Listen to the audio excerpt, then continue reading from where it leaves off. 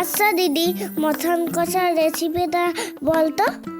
Mutton কষার recipe আচ্ছা বলছি। প্রথমে মাটনে নুন, হলুদ, ধনে গুঁড়ো, জিরে গুঁড়ো, সর্ষের তেল, লঙ্কা গুঁড়ো দিয়ে 1 ঘন্টা ম্যারিনেট করে রাখতে হবে। আচ্ছা তারপর? তারপর তো আলুগুলোকে নুন হলুদ দিয়ে ভালো করে গোল্ডেন ব্রাউন হওয়া পর্যন্ত ভেজে নিতে হবে। তারপর সর্ষের তেল গরম করে নিয়ে তার মধ্যে তেজপাতা এবং ছোটো এলাচ ফোড়ন দিয়ে দিতে হবে। তার মধ্যে দিয়ে দিতে হবে রসুন বাটা। রসুনটাকে ভালো করে ভেজে নিতে হবে এবং তার কিছুক্ষণ পর দিয়ে দিতে হবে পেঁয়াজ বাটা। পেঁয়াজটাকেও ভালো করে ভেজে নিতে হবে। পেঁয়াজটা ভাজা হয়ে গেলে এর মধ্যে দিয়ে দিতে হবে আদা বাটা। আদাটাকে ভালো করে কাঁচা গন্ধ যাওয়া না পর্যন্ত ভালো করে ভাজতে হবে। আজকে তাহলে দিদি একটুখানি থাক।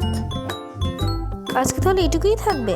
আচ্ছা ঠিক আছে, তাহলে আপনারা পার্ট 2 এর জন্য অপেক্ষা করুন। খুব তাড়াতাড়ি আসছে পার্ট 2।